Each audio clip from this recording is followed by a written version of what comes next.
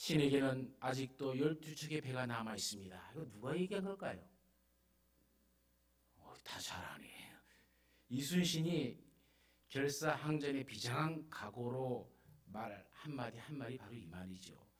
명랑해전을 이 말 한마디로 승리를 이끈 이후에 이 전세는 역전이 돼갖고 조선이 결국 이 전쟁에서 승리하게 되어집니다. 이순신은 62전 62승이라는 전 세계 해전사에서 전무후무한 기록을 세운 사람이에요. 전 세계적으로도 해군할 때 배우는 사람이 이순신이고, 이순신이 썼던 하객진이라는 그것을 모태로 삼는다고 할 정도로 해전사에 유명한 사람이죠. 어떻게 이렇게 유명한 사람이 됐을까요?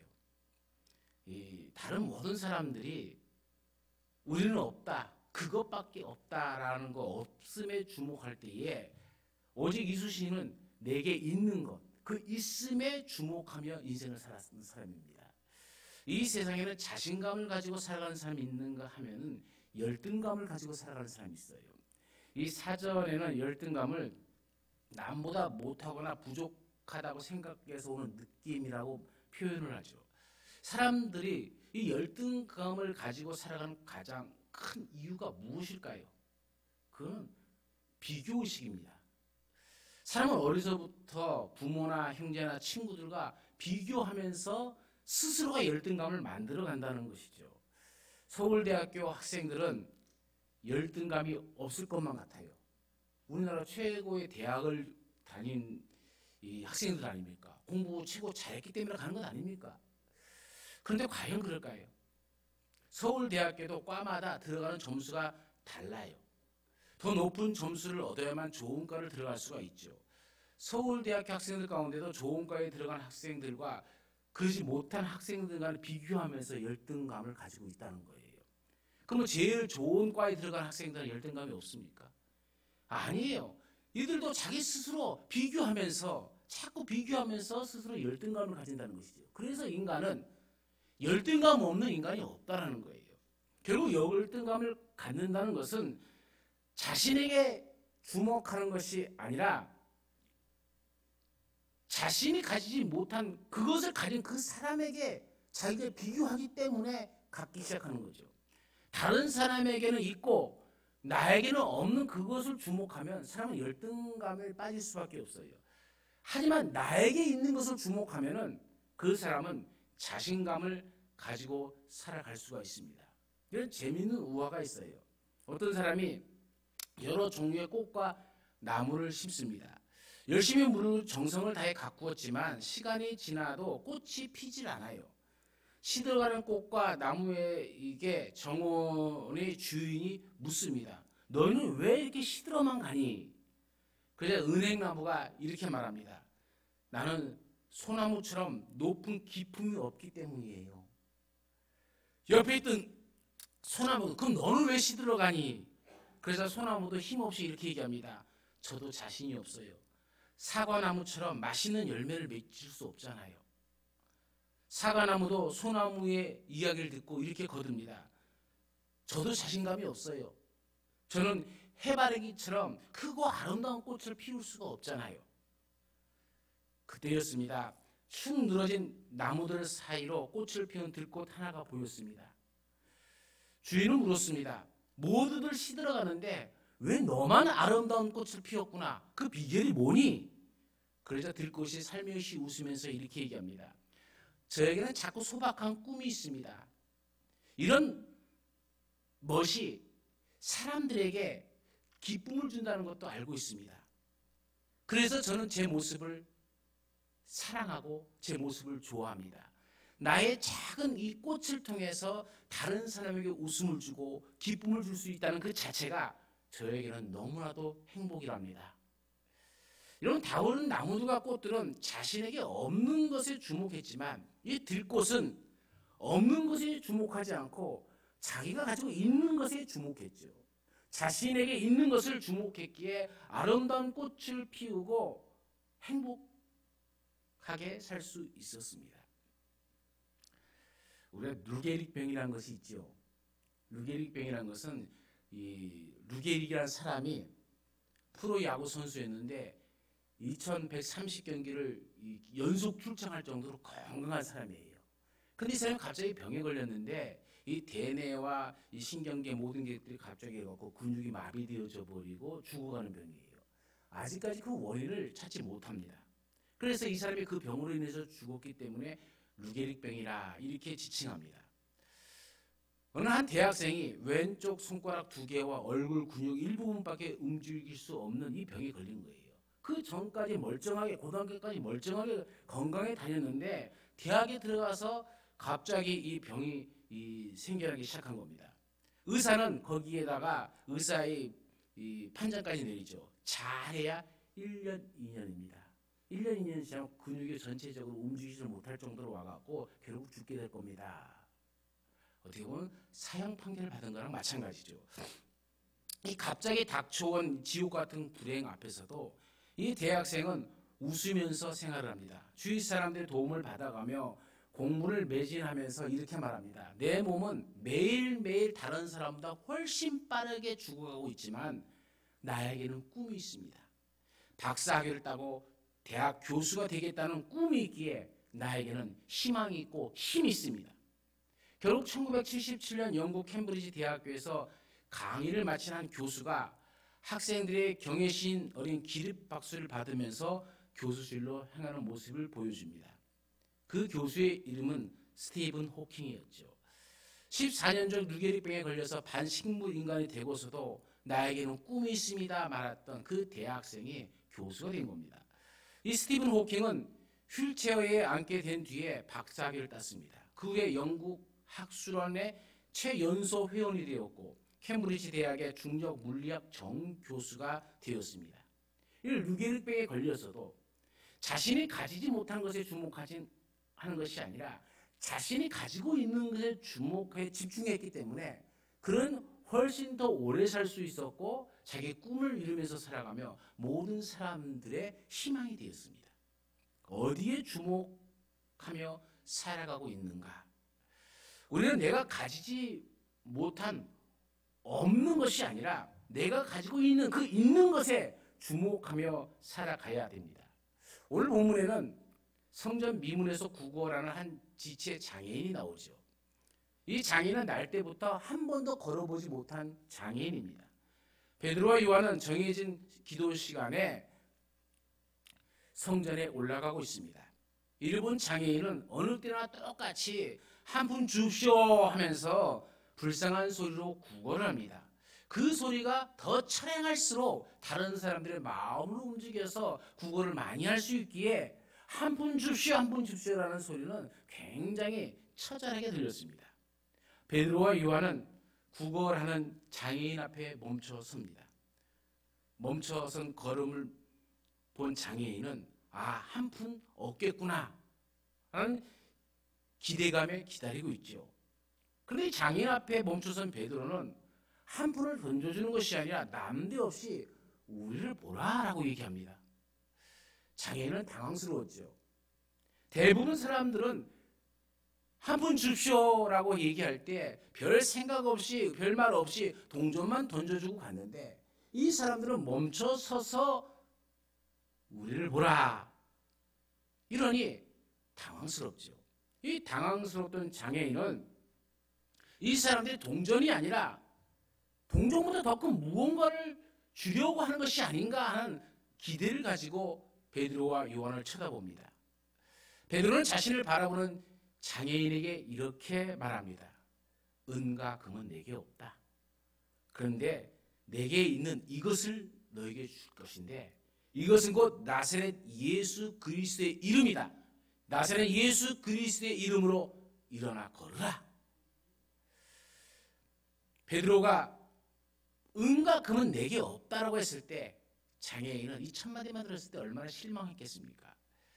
은과 금 말고 장애인에게 도움이 될 만한 것이 없는데 은과 금은 없다고 하니까는 장애인에게 있어서 베드로와 요한은 별 볼 일 없는 사람으로 바뀌어져 버리는 것이죠. 하지만 베드로는 이런 인간의 욕망을 채워줄 은과 금은 없지만 내게 있는 것을 준다라고 얘기합니다. 곧 나사렛 예수의 이름으로 일어나 걸으라. 이렇게 선포합니다. 이 말은 그 누구도 감히 생각하지 못했던 놀라운 선포였습니다. 누구나 다 그런 기적을 바라기는 하지만 이것이 현실로 이루어질 것이라고는 아무도 기대하지 않습니다. 어느 누구도 나면서부터 한 번도 걷지 못했던 사람이 일어나 걸을 수 있을 것이라고 상상해 본 사람은 없습니다. 그렇게 됐으면 좋겠다라는 마음은 가지고 있었어도 오늘 그것이 우리 삶 속에서 현실로 나타날 것이라고는 기대하지 않죠. 오늘 우리 삶도 마찬가지 아닙니까? 어떤 기적적인 삶, 그것은 다른 사람이 얘기고 그냥 나는 그냥 이대로 살다가 이대로 죽나 보다. 하지만 베드로는 나사렛 예수 그리스도의 이름으로 선포하고 있습니다. 베드로는 자신에게 없는 것을 생각하는 것이 아니라 자신에게 있는 것, 자신에게 충만하게 있는 것, 그 예수의 이름을 그에게 주었습니다. 베드로에게는 은과 금은 없었습니다. 하지만 예수 그리스도의 이름이 있었습니다. 하나님께서 주신 예수 그리스도의 이름이 세상 사람들에게는 아무것도 아닌 것 같지만 믿는 자에게는 그것이 가장 큰 능력임을 믿습니다. 세상 사람들은 은금이 능력이라고 말합니다. 권력이 능력이라고 말합니다. 지식이 능력이라고 말합니다. 그러나 세상이 말하는 능력으로는 한 번도 걸어보지 못한 장애인을 일으켜 세우지 못합니다. 오직 예수 그리스도의 이름만이 장애인을 일으켜 세우고 병든 자를 고치고 죽은 자를 살릴 줄로 믿습니다. 우리는 하나님의 일을 하려고 할 때에 사실 많은 얘기를 들어보면 있는 것보다도 없는 것에 집중할 때가 너무 많습니다. 이것 없어서 안 되고 저것 없어서도 안 되고 다 안 되는 조건들만 찾아 어디서 그렇게 많은 조건들을 찾아내는지 기가 막힐 정도입니다. 이 없는 것을 핑계대면 결국 아무것도 할 수 없게 되어집니다. 하나님께서는 모세가 80세 되었을 때에 출애굽의 지도자로 부르십니다. 하나님의 부르심에 모세는 온갖 핑계를 다 대면서 나는 할 수 없습니다라고 합니다. 보낼 만한 자를 보내십시오라고 얘기합니다. 이런 모세에게 하나님께서는 내 손에 있는 것이 무엇이냐라고 물으시죠. 모세의 손에는 양을 치던 지팡이 하나밖에 없었습니다. 모세에게 그 지팡이를 던지라 합니다. 지팡이가 땅에 떨어지니 뱀이 되어집니다. 모세가 다시 그 뱀의 꼬리를 잡았을 때 뱀은 다시 지팡이로 변합니다. 모세는 자신이 없음을 핑계 삼았지만 하나님께서는 아무것도 아닌 나무 토막 같은 지팡이 그것을 던져라 그것을 다시 잡으라 하시면서 하나님의 능력이 너와 함께함을 보여주는 겁니다. 너는 아무것도 없다고 할 수 없다고 하지만 하나님의 능력은 모든 것을 가능하게 하신다는, 그러니까 너는 하나님만 소유하고 있으면 그 모든 것을 할 수 있다라고 말씀하시는 거죠. 모세가 결국 하나님의 부르심에 응하였을 때 하나님께서는 이렇게 말씀하십니다. 너는 이 지팡이를 손에 잡고 이것으로 이적을 행할지니라. 그리고 출애굽기 4장 20절에는 이렇게 기록하고 있습니다. 모세가 그의 아내와 아들들을 나귀에 태우고 애굽으로 돌아가는데 모세가 하나님의 지팡이를 손에 잡았더라. 바로 왕에게 하나님의 말씀을 전하기 위해서 가는데 군대를 동원하는 건 아닙니다. 권력가들을 동원하는 것이 아닙니다. 오직 하나님께서 명하신 내게 있는 것, 그 지팡이만을 붙잡고 나아가는 겁니다. 미디안 광야에서 모세의 손에 들린 것은 양을 치는 지팡이 이것뿐이었습니다. 그러나 하나님께서는 그 지팡이를 하나님의 지팡이로 만드셨습니다. 그 지팡이를 통해서 기적을 일으켜주셨습니다. 하나님은 우리에게 없는 것을 통해서 일하시는 것이 아니라 있는 것을 통하여 일하십니다. 하나님은 우리에게 이미 주신 것을 통해서 하나님은 우리를 일하게 만드십니다. 우리가 코로나19라는 이 바이러스로 인해서 온 세계가 어려움을 당하고 있죠. 이 어려운 상황 가운데 우리는 없음에 주목할 것이 아니라 있음에 다시 한번 주목을 해야 됩니다. 생각해 보십시오. 우리는 없는 것 빼고 다 있잖아요. 말 이해가 안 돼요? 맞죠? 제 틀린 말 하지 않습니다. 없는 것 빼고 다 있고 있는 것 빼고 다 없습니다. 그러면 어디에 집중하시렵니까? 어디를 주목하느냐? 이것은 우리의 몫입니다. 없음에 주목하면 원망과 불평이 나올 수밖에 없습니다. 좌절이 이어집니다. 희망이 보이지 않습니다. 돈이 남들보다 없는데 돈에만 주목하면 삶이 힘들 수밖에 없죠. 건강이 약한데 건강에만 집착하면 불평이 나올 수밖에 없습니다. 말은 잘 못하는데 그것에만 집중하면 스트레스가 계속 쌓일 수밖에 없습니다. 우리는 있음에 주목해야 됩니다. 이미 하나님께서 우리에게 주신 것에 주목하시길 바랍니다. 하나님께서 여러분에게 주신 것이 무엇입니까? 하나님은 이미 우리에게 세상의 것과는 비교할 수 없는 소중한 것을 주었습니다. 베드로에게 예수 그리스도의 이름을 주셨듯이 오늘 우리에게도 예수 그리스도의 이름을 주시고 하나님을 아버지라 부를 수 있는 권세를 주셨잖아요. 예수 그리스도의 이름은 병든 자를 치유하는 능력이 있습니다. 귀신을 쫓아내는 능력이 있습니다. 기도의 응답에 능력이 있는 것이죠. 예수님은 내 이름으로 무엇이든 구하든지 내가 응답해 주겠다 말씀하셨잖아요. 예수 그리스도의 이름뿐만 아니라 우리는 예수님 자체를 가졌습니다.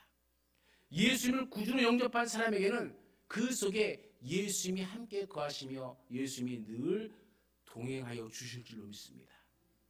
이뿐인가요? 우리는 구원받은 백성으로 장차 천국을 기업으로 받을 사람들입니다.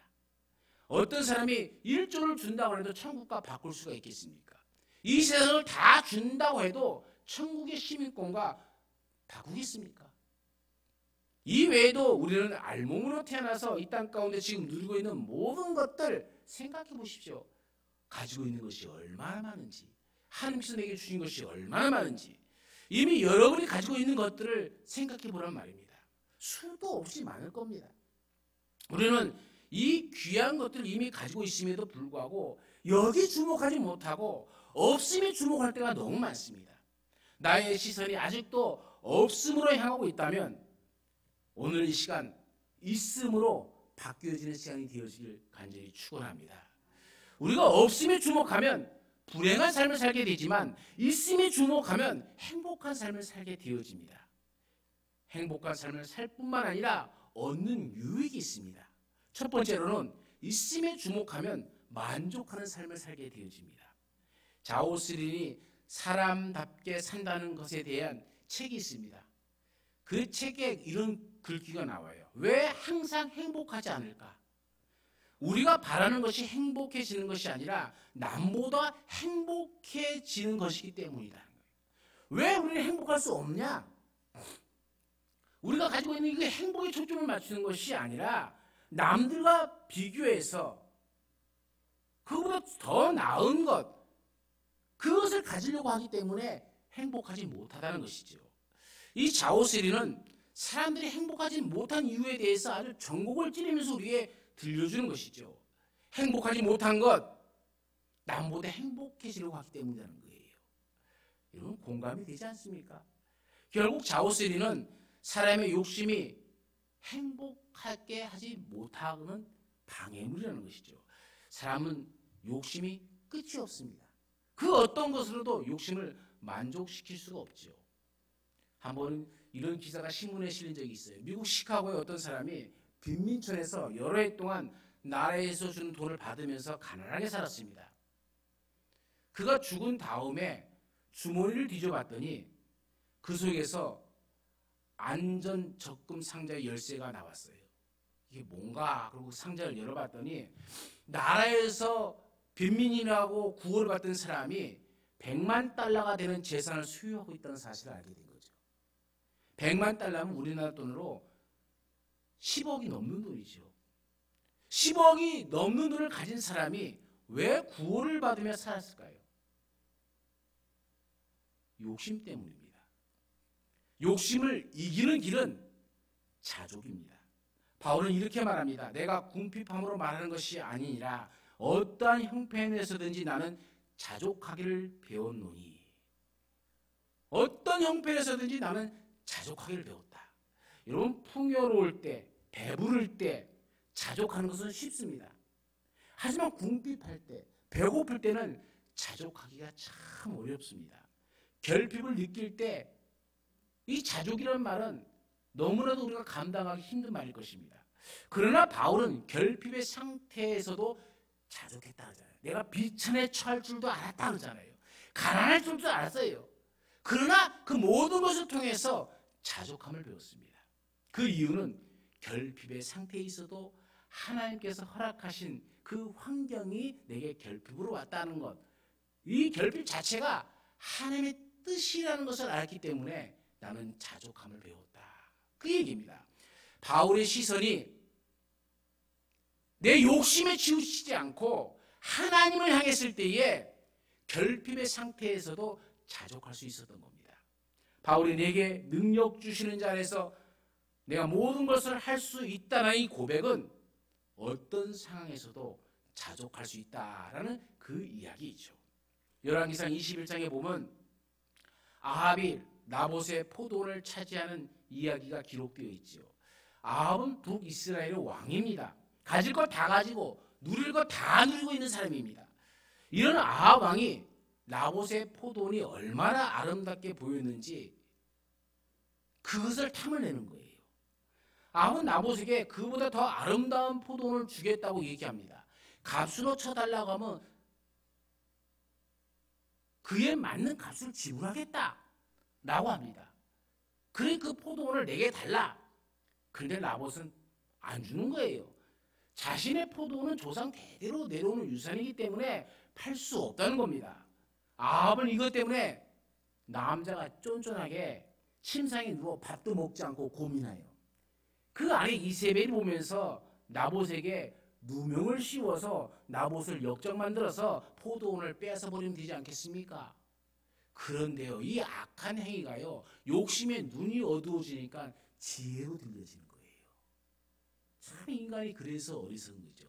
자기 욕심에 눈이 어두워져 버리면요, 악한 행위를 하고 남을 죽이는 것을 지혜로 여기더라는 것이죠. 아합은 그래서 나봇을 죽이고 그 포도원을 뺐습니다. 아합은 그 많은 것을 가지고 있음에도 불구하고 있음에 주목하지 않고 하나 없는 그 없음에 주목하는 거예요. 없음에 주목하니 아무리 많은 것을 가져다 준다 한들 만족할 수 있겠습니까? 우리는 바울처럼 자족하는 것을 배워야 됩니다. 우리는 없음이 아니라 있음에 주목할 때에 자족할 수가 있는 것이죠. 남과 비교하지 않을 수 있는 겁니다. 남과 비교하지 않으면 행복할 수 있는 거죠. 여러분은 없음이 아니라 제발 하나님께서 주신 늘고 있는 그 있음에 주목하시면서 행복한 삶을 사시기를 간절히 축원합니다. 두 번째는 감사할 수 있습니다. 없음에 주목하면 불평과 불만이 늘 따라다니지만 있음에 주목하면 언제나 감사할 수 있어요. 새마을 운동을 도입한 농촌 청소년 미래재단 이사장인 류태영 박사가 어린 시절 힘든 시간을 보냈습니다. 초등학교 6학년 다닐 때에 어떤 집에 신문을 넣고 돌아서는데 쓰레기통에 밥 덩어리가 버려져 있는 것을 보았어요. 이 어린 태영이는 너무 배가 고파서 참지 못하고 둘레둘레 주위를 살피다가 얼른 그 쓰레기통에 밥 한 덩을 집어 들고 연탄재와 모래를 다 털어내고 그 밥을 다 먹어 치워버렸습니다. 그리고는 하염없이 눈물을 흘렸죠. 그 어린 태영이가 쓰레기통에 밥이나마 먹을 수 있게 해주신 하나님 감사합니다라고 할 때에 하염없이 눈물이 나온 거죠. 쓰레기통에 밥을 주워 먹으면서도 감사할 수 있었던 것은 이 어린 태영이가 자신의 환경이 아니라 하나님께서 그래도 이 먹을 것을 주셨다라는 그 있음에 주목했기 때문에 감사할 수 있었던 거죠. 손양원 목사님의 설교집에 보면은 감사하라는 내용의 글들로 가득합니다. 손양원 목사님이 설교한 그 설교의 대상이 누굽니까? 나병 환자들입니다. 그들을 향해 감사할 것을 설교한 거예요. 인간적인 눈으로 볼 때에 나병 환자들이 감사할 수 있는 것들이 얼마나 있겠습니까? 손영환 목사님이 그들에게 전한 감사의 이런 것들이 있습니다. 물 마시면서 물 마실 수 있음에 감사하라. 숨 쉬면서 그래도 오늘 생명 있음에 감사하라. 햇빛 주시면서 그 햇빛을 내가 볼 수 있음에 감사하고, 옥토를 주시면서 그래도 무엇인가 심어서 먹을 수 있음에 감사하고, 무엇보다도 죽을 죄에서 살려주신 하나님의 은혜에 감사하라. 지금까지라도 생명을 연장시켜주신 그 하나님의 은혜에 감사하라. 영원한 생명의 나라를 보장해 주신 하나님께 감사하라. 우리는 죽어서 천국 갈 때 이 모든 문둥병이 깨끗이 나음을 믿고 감사하라. 손영환 목사님은 나병 환자들에게 자신들이 지금 누리고 있는 것에 대해서 감사하라, 감사하라, 감사하라 이렇게 말하고 있었던 것이죠. 하박국 선지자도 이렇게 고백하죠. 무화과 나무가 무성하지 못하고 포도나무에 열매가 없고 감람나무에 소출이 없고 밭에 먹을 것이 없고 우리의 양이 없고 외양간에 소가 없을지라도 나는 여호와로 말미암아 즐거워하며 나의 구원의 하나님으로 말미암아 기뻐하리로다. 하박국 선지자는 없음에 주목하지 않고 오직 하나님께 주목했습니다.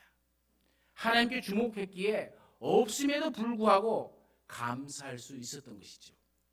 우리도 다른 것 없어도 하나님께 주목하심으로 감사하는 성도들이 되시기를 간절히 축원합니다.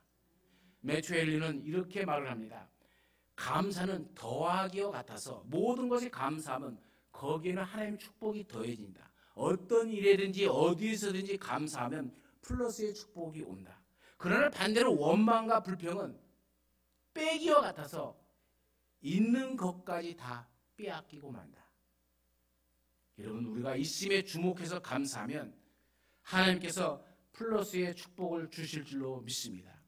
오늘 이 은혜가 감사하는 성도들 가운데 함께하기를 간절히 축원합니다. 마지막 세 번째는 있음에 주목하면 부자가 됩니다. 없음에 주목하면 가난한 사람이 되지만 있음에 주목하면 부자가 됩니다. 내가 가진 것이 많다고 생각하기에 벌써 마음의 부자가 되잖아요. 마음의 부자가 되니까 넉넉해지죠. 이런 넉넉한 삶을 살아가면 실제로도 부자가 되어집니다. 더 해빙이라는 책이 있죠. 이 책은 홍주영 기자가 부자들의 이 스승이라 불리는 이손을 만나서 부자가 되는 방법을 알아가는 내용을 기록하고 있는 겁니다. 이 책의 부제는 부와 행운을 끌어당기는 힘이라는 제목이죠. 더 해빙이라는 책입니다. 그래서 그냥 해빙 이렇게 한문이 아니고 영어입니다.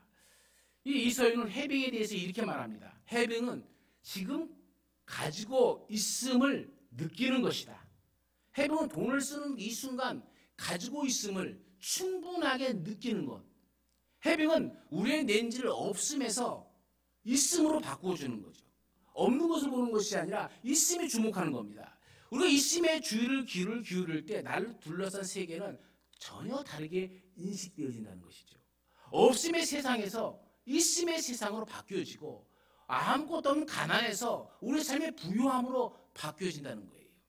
이 이소유는 부자가 되기 위해서 지금 내가 가지고 있는 것에 주의를 기울이고 그것에 감사하고 기쁨을 가지고 누리기 시작하면 이미 부자가 되는 길이 접어들었다. 이렇게 얘기하는 겁니다. 사랑하는 성도님들, 오늘 우리는 무엇에 주목하며 살아가고 있습니까? 없음에 주목하고 있습니까? 아니면 있음에 주목하고 있습니까? 없음에 주목하고 있다면 빨리 시선을 있음으로 돌리시기를 간절히 축원합니다. 하나님께서 우리에게 이미 주신 것들이 많이 있습니다. 하나님께서 주신 것에 주목할 때에 우리는 만족하고 감사할 수 있습니다. 우리의 영과 우리의 삶이 부유함을 누리면서 살아갈 수가 있는 것이죠. 100을 가지고 있으면서 왜 하나 없음에 주목하며 힘 빠진 삶을 살고 있습니까? 오늘 우리는 말씀을 다시 한번 마음판에 새기면서 없음이 아니라 있음에 주목하십시오. 은과 금은 내게 없습니다. 그러나 내게 있는 것을 내게 주노니 나사렛 예수의 이름으로 일어나 걸으라. 이 능력의 말씀이 오늘 여러분의 삶의 말씀이 되어지길 간절히 축원합니다. 우리 가운데 함께 하신 하나님, 주의 영광과 주의 은혜 가운데 우리가 살아가면서도 우리의 시선은 하나님을 바라보지 못하고 자꾸 이 세상 살아가면서 없는 것에 대한 욕구와 욕심 가운데 내 자신을 팽개쳐 놔버리는 어리석은 자가 아닙니까? 이제 우리의 시선을 돌려 하나님에게 주목합니다. 하나님 안에 모든 좋은 것들이 다 있음을 믿습니다. 오늘 이 시간까지 하나님께서 나를 지켜주셨고 보호해 주셨고 인도하여 주셨습니다. 풍족하게 하여 주셨습니다. 이후로도 우리의 삶이 이와 같은 하나님의 은혜 속에 살아가는 삶이 되게 하옵소서. 없음에 불만이 아니라 있음에 감사하는 삶이 되어지길 간절히 원하오며 우리 주 예수 그리스도의 이름으로 기도드리옵나이다. 아멘.